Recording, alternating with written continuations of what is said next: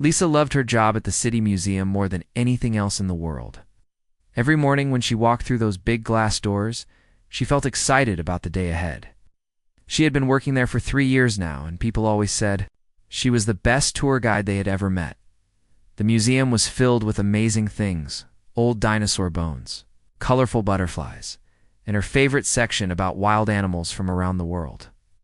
Lisa knew everything about these animals. She could tell you how fast a cheetah could run, why pandas loved bamboo so much, which birds could fly the highest in the sky. Lisa was 26 years old and had always been a friendly person. She loved meeting new people and sharing what she knew about nature. But there was one thing that always made her feel uncomfortable: when strangers got too close to her or touched her without asking. She had felt this way since she was little. It never changed as she grew up. On this particular Tuesday morning, everything started like any other day. Lisa put on her favorite blue museum jacket and got ready for the first tour of the day. She had no idea that this morning would be different from all the others. The tour group was bigger than usual, about 15 people, including some families with children, a few college students, and some older adults who looked really interested in learning new things. Everyone seemed nice and polite as they gathered around Lisa near the entrance. But there was one person who caught her attention right away.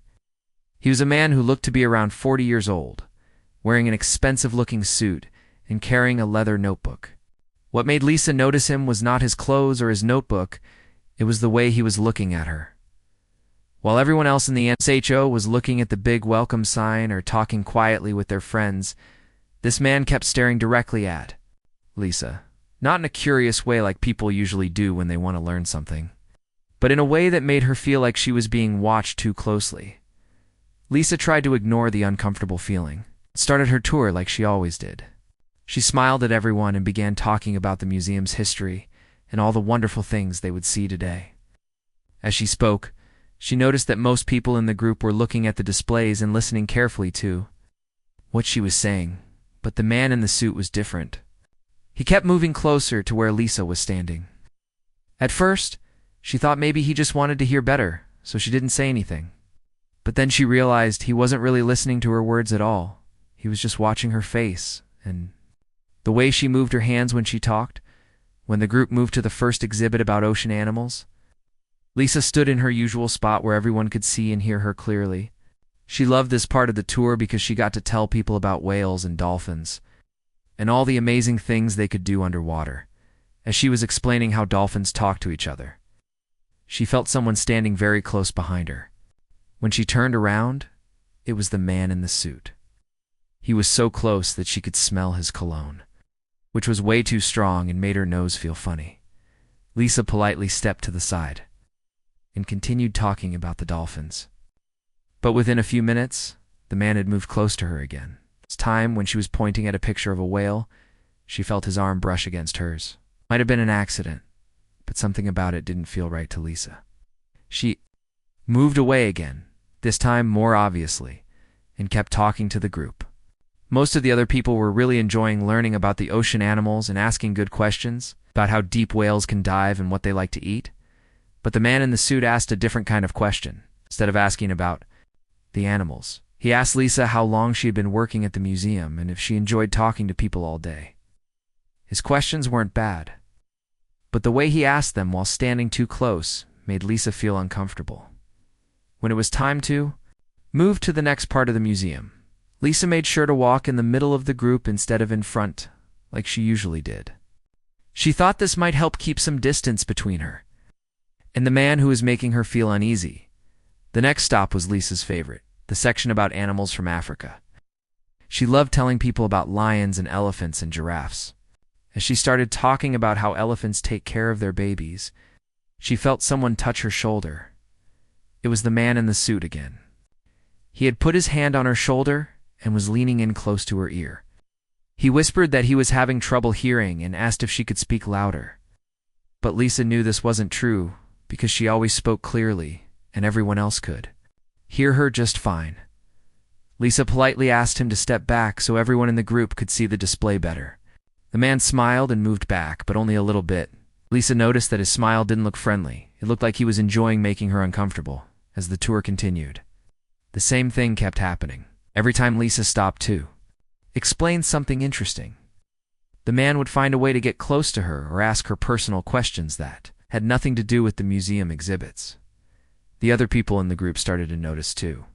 Lisa saw a mother with 2 young children give the man a strange look when he interrupted Lisa's explanation about zebras to ask if she lived nearby. An older woman in the group shook her head when the man moved in front of other people just to get closer to Lisa. By the time they reached the butterfly garden, Lisa's stomach was feeling tight with worry. This was supposed to be the most peaceful part of the tour, where people could walk slowly and watch the beautiful butterflies flying around the flowers. But even here, the man wouldn't leave Lisa alone. When she knelt down to show a little girl a butterfly that had landed on a flower, the man came and stood right behind her. He was so close that when Lisa stood up, she almost bumped into him. This time, Lisa decided she had to say something. She looked directly at the man and spoke in a clear, polite voice that everyone in the group could hear. She said that for everyone's safety and comfort, the museum asked that visitors please keep a comfortable distance from the tour guides and other visitors. The man laughed and said he was just trying to learn. It didn't mean any harm.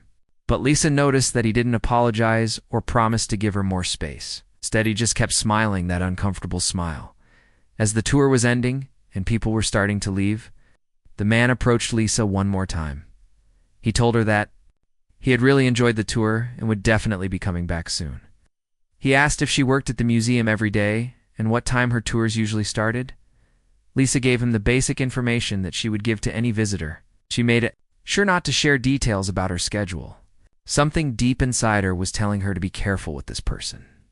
After everyone left, Lisa sat down on a bench in the museum lobby and thought about what had happened. She had given hundreds of tours before, and while some people were more talkative or curious than others, she had never felt this uncomfortable with a visitor.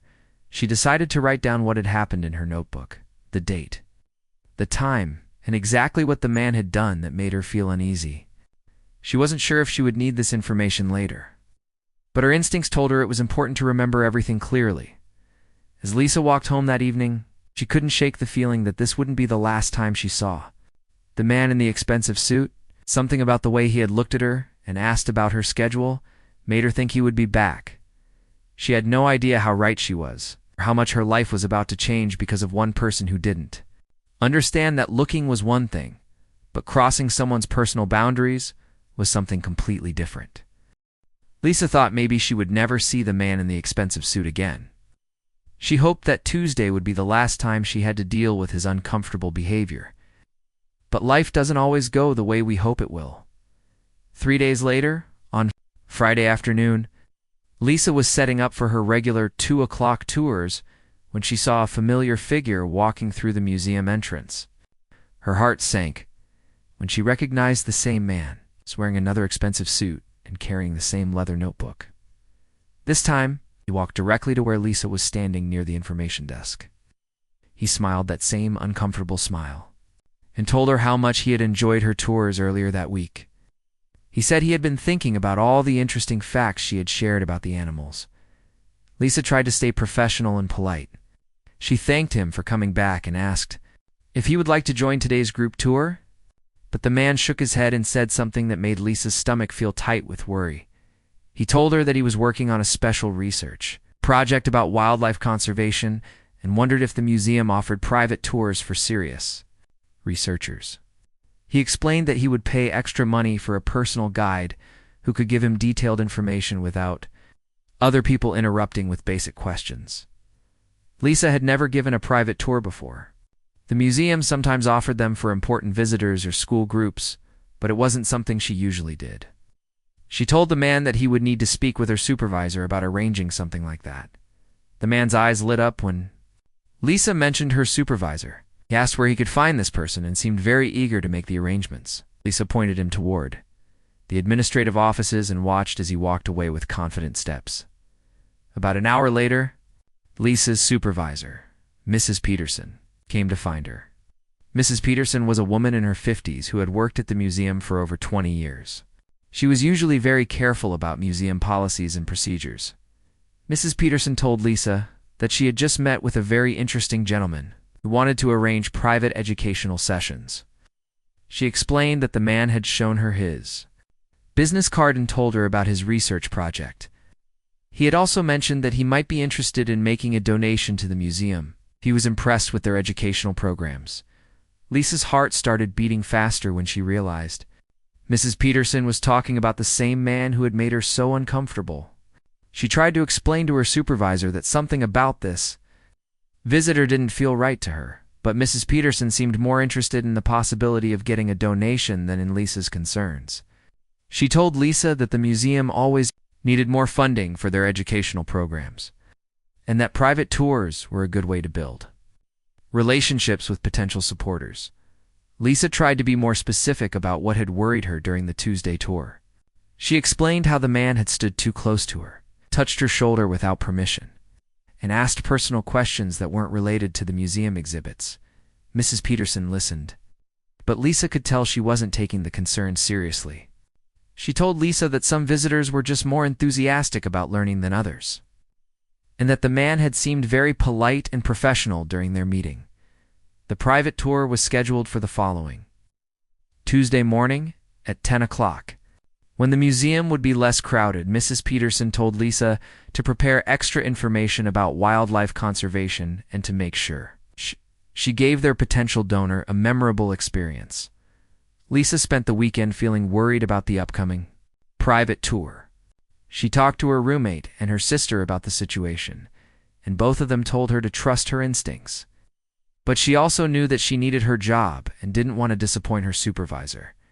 On Tuesday morning, Lisa arrived at work early to prepare for the private tour. She reviewed all her notes about wildlife conservation and planned a route through the museum that would take them past the most impressive exhibits. The man arrived exactly on time, wearing yet another expensive suit and carrying a different notebook this time. He seemed very pleased when Mrs. Peterson introduced him to Lisa and explained that she would be his personal guide for the morning. As soon as Mrs. Peterson left them alone, Lisa noticed that the man's behavior changed. During the group tour, he had at least pretended to be interested in the other visitors and the general information.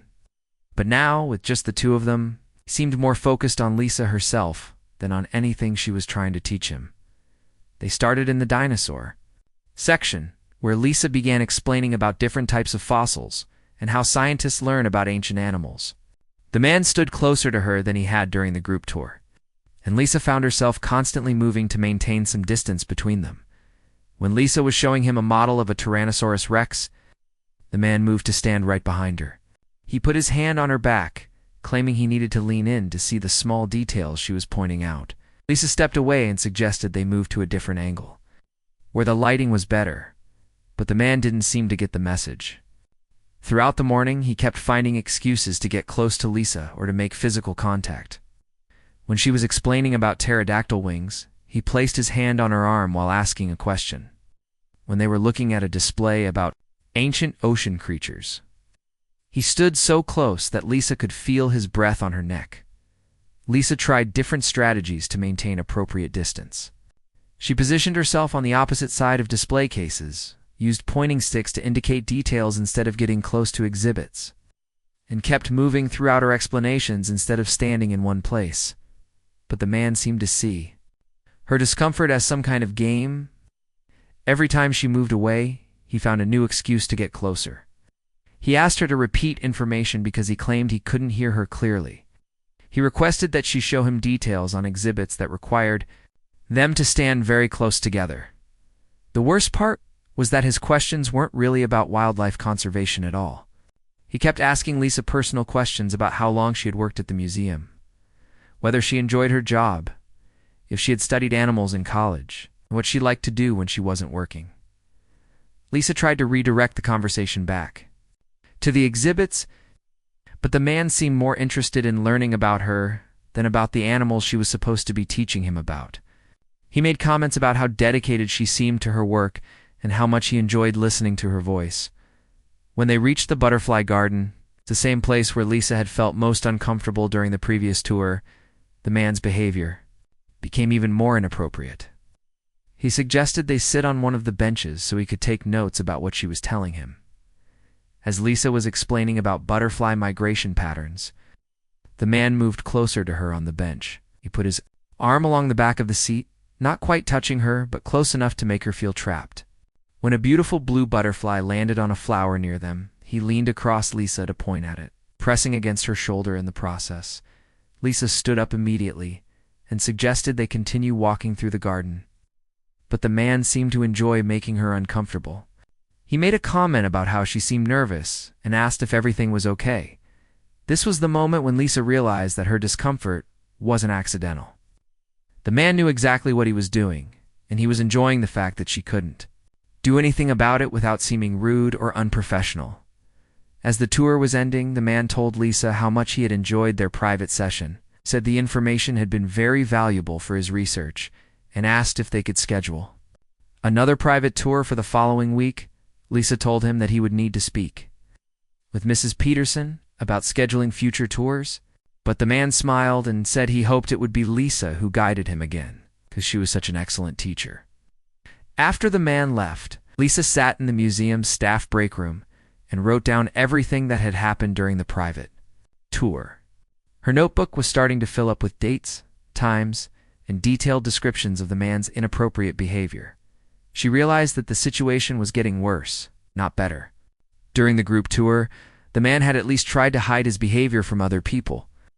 But during the private tours, he had been much more bold about making her feel uncomfortable. Lisa knew she needed to have another conversation with Mrs.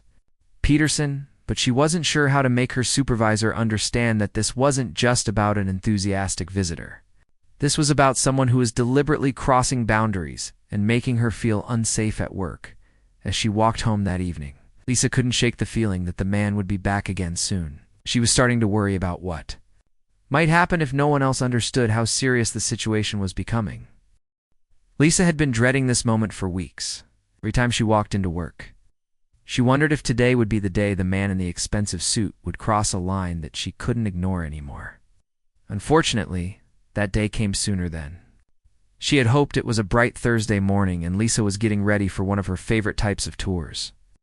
A local elementary school had brought 30 excited third graders to learn about animals and nature. Lisa loved working with children because they asked the most interesting questions and got genuinely excited about learning new things. The children were buzzing with energy as they gathered in the main hall. Their teacher, Ms. Rodriguez, was trying to keep them organized while they waited for the tour to begin. Lisa smiled as she watched the kids pointing at the big dinosaur skeleton hanging from the ceiling and whispering to each other about how scary it looked. Lisa had just started explaining to the children about the different sections of the museum they would visit when she saw a familiar figure walking through the entrance. Her heart sank as she recognized the same man who had been making her life difficult for the past month. She tried to stay focused on the children, hoping that maybe the man would just look around by himself and leave her alone. But as she was kneeling down to help a little girl tie her shoelace, she felt someone standing very close behind her. Without even turning around, Lisa knew who it was. She could smell that same strong cologne that always made her nose feel uncomfortable. She quickly finished helping the little girl and stood up. But as she did, she felt the man place his hand firmly on her lower back. This time was different from all the other times. This wasn't a quick brush of his arm or a hand on her shoulder that he could claim was an accident. This was a deliberate touch that lasted several seconds, and Lisa could feel his hand pressing against her back in a way that made her skin crawl. The worst part was that there were children watching. Lisa realized that some of the kids had seen what happened, and they looked confused and uncomfortable. Ms. Rodriguez had also noticed, and she was frowning at the man with obvious disapproval. For weeks, Lisa had been trying to handle this situation, quietly and professionally. She had documented everything, talked to her supervisor, and tried to avoid confrontations that might cause problems at work. But seeing the confused faces of the children made something inside her snap. Lisa turned around to face the man. And for the first time since this whole situation started, she wasn't worried about being polite or professional. She was worried about doing what was right in a clear, loud voice that everyone in the room could hear. Lisa said exactly what she had been wanting to say for weeks. She told the man that she had repeatedly asked him not to touch her. His behavior was inappropriate and unwelcome, and that she was asking him to leave the museum immediately. The entire room went silent. Children stopped chattering and stared at Lisa and the man. Ms. Rodriguez stepped closer to her students, as if she was ready to protect them if necessary. Even the security guard who had been checking tickets near the entrance looked over to see what was happening.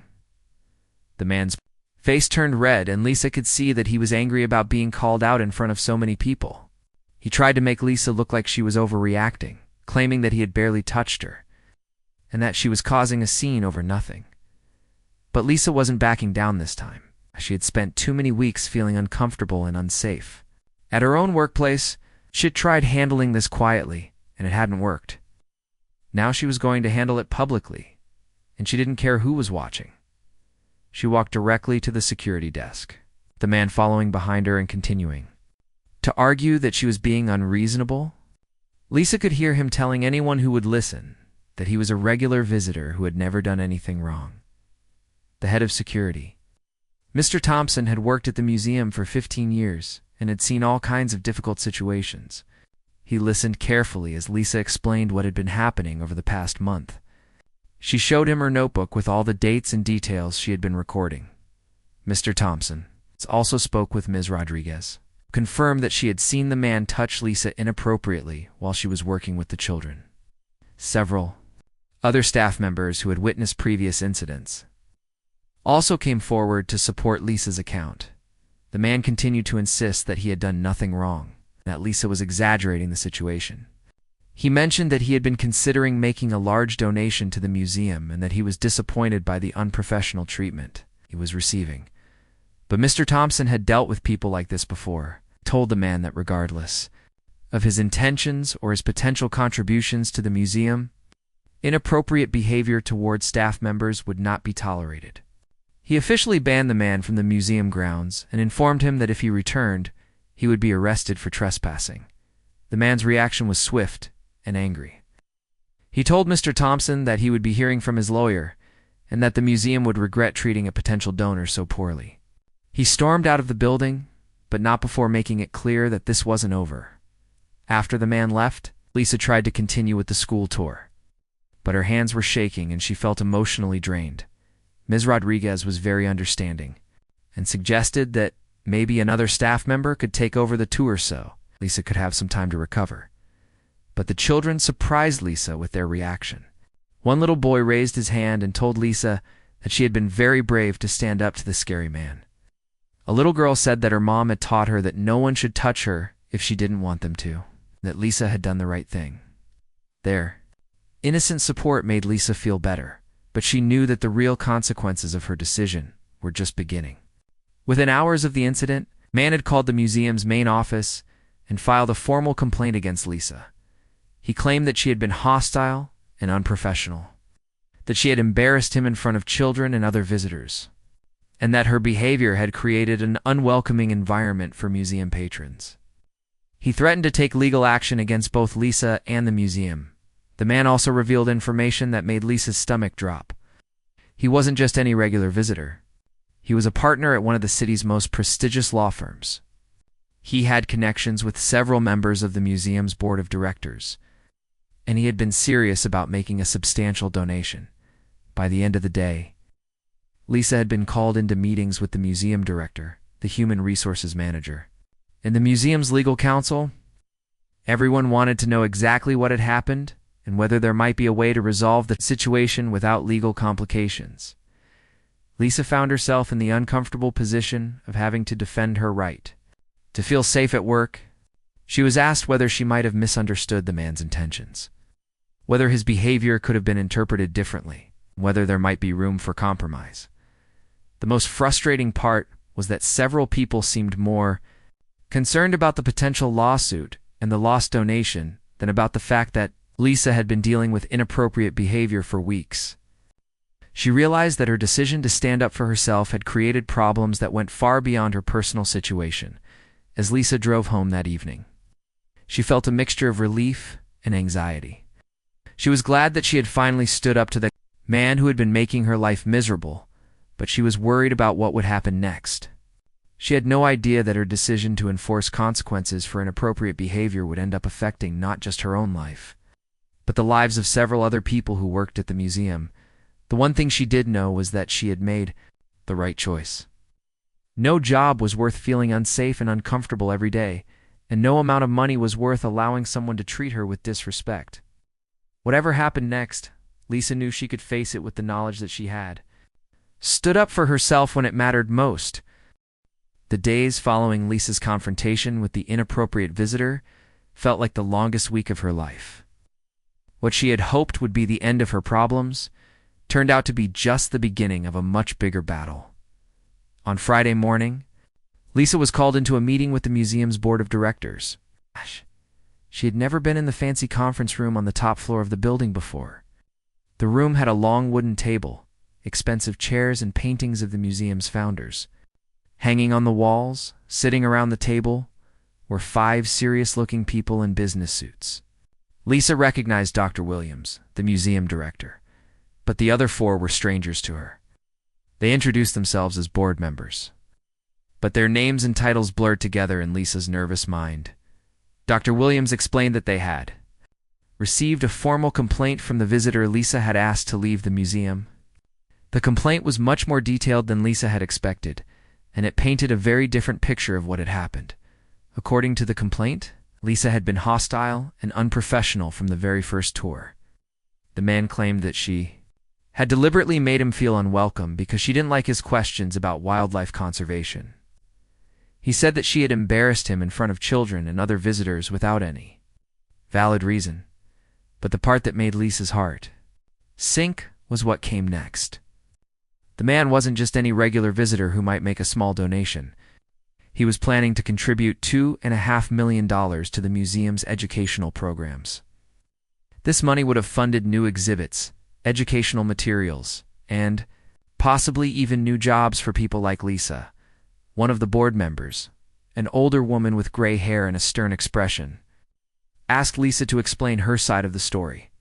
Lisa tried to stay calm as she described the weeks of uncomfortable encounters, the inappropriate touching. In her attempts to handle the situation professionally, she showed them her notebook with all the dates and incidents she had recorded. She explained how she had tried to talk to Mrs. Peterson about her concerns, and how the man's behavior had gotten worse during the private tours. But Lisa could tell that the board members were more focused on the financial loss than on her personal safety. Dr. Williams kept mentioning how difficult it was to find donors willing to make such large contributions, especially in tough economic times.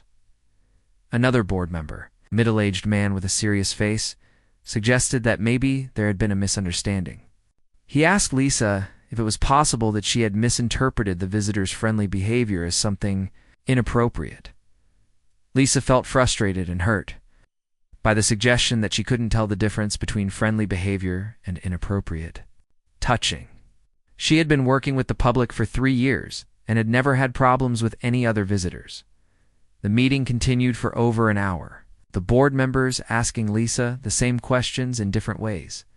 They wanted to know if she would be willing to apologize to the visitor, if she thought there might be a way to resolve the situation peacefully, and if she understood how much her actions had cost the museum.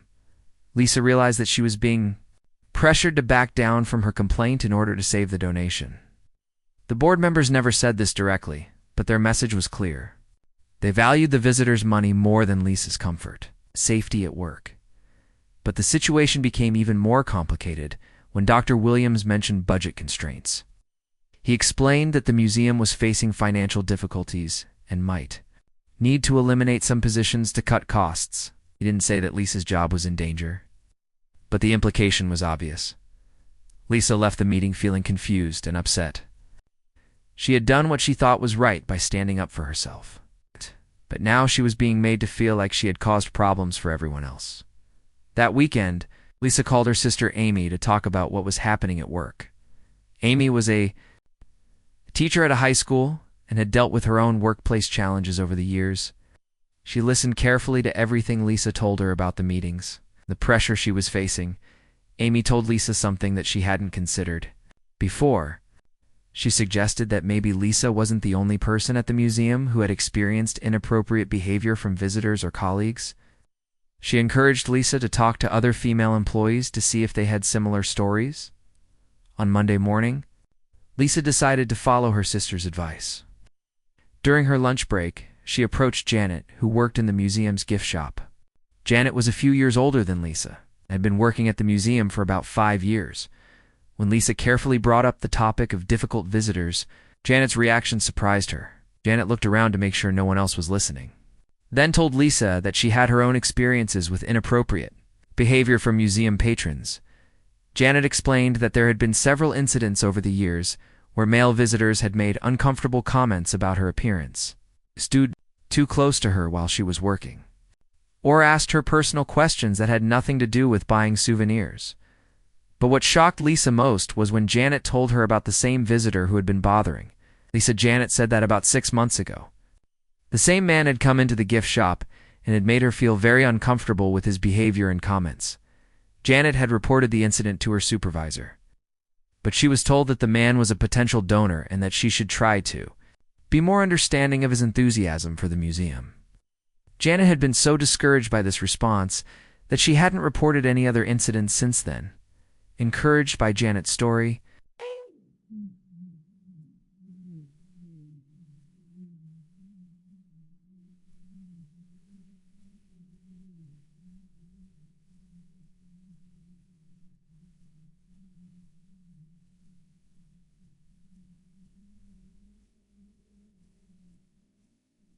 she spoke with Kelly, who worked in the museum's cafe, and discovered that she too had experienced inappropriate behavior from the same visitor. Kelly told Lisa that the man had lingered at her counter much longer than necessary, had made comments about her smile, and had asked her what time she got off work. When Kelly had mentioned this to her manager, she was told that customer service was part of her job and that she needed to be friendly to all visitors. Lisa also learned that Maria, who worked in the administrative offices, had received uncomfortable phone calls from the same visitor. He had called asking for personal information about female employees, claiming he wanted to send thank you notes for excellent service. As Lisa gathered these stories, she realized that the problem was much bigger than her individual situation. The man had been targeting multiple female employees for months, and the museum's management had been ignoring or dismissing their concerns because of his potential financial contribution. Lisa also discovered that the museum's policies for handling inappropriate behavior were unclear and rarely enforced. Most of the female employees she spoke with had experienced some form of uncomfortable behavior from visitors, but they had learned to deal with it quietly rather than risk being seen as troublemakers. By the end of the week, Lisa had documented incidents involving 5 different female employees. She realized that her decision to stand up to the inappropriate visitor had exposed a pattern of behavior that the museum had been allowing to continue. But Lisa also learned something that made her situation even more complicated. Through conversations with other employees, she discovered that the visitor's promised donation might not have been real. Several people mentioned that he had been talking about making contributions for over a year, but no money had ever actually been donated. This information made Lisa wonder if the man had been using the promise of a donation as a way to get special treatment and access to female employees. She began to suspect that his interest in the museum had less to do with wildlife conservation and more to do with having a place where he could make women uncomfortable without consequences. Armed with this new information, Lisa made a decision that would change everything. Instead of backing down or accepting a compromise, she decided to take her complaint to a higher level. She contacted a lawyer who specialized in workplace issues and began exploring her legal options. Lisa realized that her situation wasn't just about one inappropriate visitor anymore. It was about a workplace culture that prioritized money over employee safety, and a system that allowed predatory behavior to continue as long as it came with financial benefits. As she prepared for the next phase of her battle, Lisa felt scared but determined. She knew that fighting back would be difficult and that she might face even more pressure to give up. But she also knew that if she didn't stand up for herself and the other women who had been affected, the problem would only get worse. The small act of refusing to be touched inappropriately had grown into something much larger. Lisa was about to learn that sometimes standing up for what's right means fighting a battle that's bigger than you ever expected. Lisa had reached a point where she knew there was no going back. after discovering that several other women at the museum had experienced similar problems. She realized that this wasn't just about her anymore. This was about creating a safe workplace for everyone. The lawyer Lisa contacted was named Ms. Patricia Chen, and she specialized in helping people who face discrimination and inappropriate behavior at work. Ms. Chen had been practicing law for over 15 years and had seen cases like Lisa's many times before. During their first meeting, Ms. Chen listened carefully as Lisa explained everything that had happened over the past 2 months. She reviewed Lisa's detailed notebook, the statements from other female employees, and the museum's inadequate response to the complaints. Ms. Chen told Lisa that she had a strong case, but she also warned her that fighting back would not be easy. The museum would likely try to protect itself by claiming that Lisa was a difficult employee or that she had misunderstood innocent behavior. But Ms. Chen also explained that Lisa had several things working in her favor. She had documented everything carefully. She had witnesses to support her story. She had evidence that the museum had ignored a pattern of inappropriate behavior from the same individual. Together, they decided to file a formal complaint with the Equal Employment Opportunity Commission, which is a government agency that helps protect workers from discrimination and inappropriate treatment.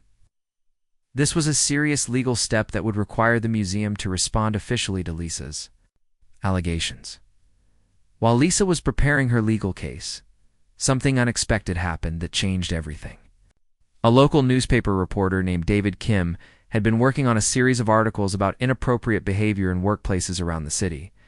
David had heard about Lisa's situation through a friend who worked at the museum, and he was interested in learning more about how cultural institutions, like museums, handled complaints from employees about visitor behavior. At first, Lisa was nervous about talking to a reporter. She worried that publicity might make her situation worse, or that people might not believe her story. But Ms. Chen encouraged her to consider it, explaining that media attention often helped bring about positive changes in workplace policies. Lisa agreed to meet with David, and she was impressed by his professional approach to the story. He didn't just want to write about the drama or the conflict. He wanted to explore the bigger issues about workplace safety and how organizations balance financial interests with employee protection. David spent several weeks researching the story. He interviewed Lisa and several other museum employees who had experienced similar problems. He also spoke with experts about workplace policies and legal requirements for protecting employees from inappropriate behavior. But the most important part of David's investigation was what he discovered about the visitor who had been causing all the problems. Through public records and interviews with people who knew him, David learned that this man had a history of similar behavior at other organizations around the city. The visitor had been asked to leave a local library after making female librarians uncomfortable with his behavior. He had been banned from a community center for inappropriate comments to women who worked there. There was even a complaint filed against him at his own law firm by a female colleague. This pattern of behavior showed that the man's actions at the museum were not isolated incidents or misunderstandings. He had a consistent history of making women feel uncomfortable in professional settings, and he seemed to use his wealth and professional status to avoid consequences for his behavior. When David's article was published, it created a much bigger response than anyone had expected. The headline read, "When Institutions Put Money Before Safety, a Local Museum's Response to Workplace Concerns." The article didn't just tell Lisa's story. It explored the broader issue of how organizations sometimes ignore employees' safety concerns when they might affect financial donations or business relationships. It also discussed the responsibility that institutions have to protect their workers from inappropriate behavior by visitors or clients. The public response to the article was overwhelming. People called the museum to express their concern about the situation. Parents said they were worried about bringing their children to an institution that didn't protect its own employees. Other museums in the area reached out to offer support and to share their own policies for handling similar situations.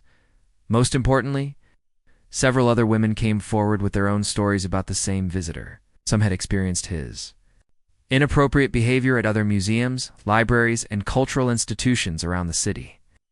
These women had never reported their experiences because they thought they were isolated incidents. The publicity also revealed something that completely changed the museum's position on the case. Investigators discovered that the visitor's promised donation had never been real. He had been using the possibility of a large contribution as a way to gain access to employees and special treatment from management. Financial records showed that despite his expensive clothes and professional position, the visitor had never actually donated any significant amount of money to any charitable organization. His promises of large contributions were simply a manipulation tactic that he used to avoid consequences for his behavior. Faced with this new information and the negative publicity, the museum's board of directors finally took decisive action. They issued a public apology to Lisa and the other employees who had experienced inappropriate behavior. They also announced a complete review of their policies for handling visitor complaints and employee safety concerns. The museum implemented new training programs for all staff members on how to recognize and report inappropriate behavior. They created clear procedures for removing problematic visitors from the premises. Regardless of their potential financial contributions, they also established an anonymous reporting system so that employees could raise concerns without fear of retaliation. Most importantly, the museum hired an independent consultant to review all of their workplace policies and make recommendations for creating a safer environment for employees. This consultant had experience helping other organizations develop better systems for protecting workers from inappropriate behavior. The visitor who had caused all these problems faced serious consequences for his actions. The negative publicity affected his reputation at his law firm, and his partners decided that his behavior was damaging to their professional image. He was quietly asked to take an extended leave of absence, and eventually he left the firm entirely. Several organizations around the city also banned him from their premises after learning about his pattern of inappropriate behavior. The public exposure of his actions made it much more difficult for him to continue targeting women in professional settings. Lisa kept her job at the museum and received a formal apology from the board of directors. She also received a settlement that compensated her for the stress and difficulty she had experienced during the ordeal. But more importantly to Lisa, she had helped create changes that would protect other women from similar experiences. 6 months after the incident, Lisa was leading a tour group through the museum when she noticed a visitor standing too close to one of her colleagues. Without hesitation, she approached the situation and politely but firmly reminded the visitor about appropriate behavior during museum tours. The visitor immediately apologized and stepped back, showing that the museum's new policies and training programs were working. Lisa realized that the culture at her workplace had genuinely changed, and that employees now felt empowered to address inappropriate behavior when they saw it. Lisa also began speaking at conferences and workshops about workplace safety and cultural institutions. She shared her story with other museums, libraries, educational organizations to help them develop better policies for protecting their employees. Looking back on the entire experience, Lisa realized that her decision to stand up for herself had created positive changes that went far beyond her individual situation. She had helped expose a pattern of predatory behavior that had been affecting women throughout her community. Most importantly, Lisa had learned that sometimes the most important battles are the ones that seem impossible to win. By refusing to accept inappropriate treatment and by standing up for what was right, she had not only protected herself, but had also created a safer environment for countless other women. The simple message that had started it all, "Look up! You want, but touching me comes with consequences," had grown into something much more powerful.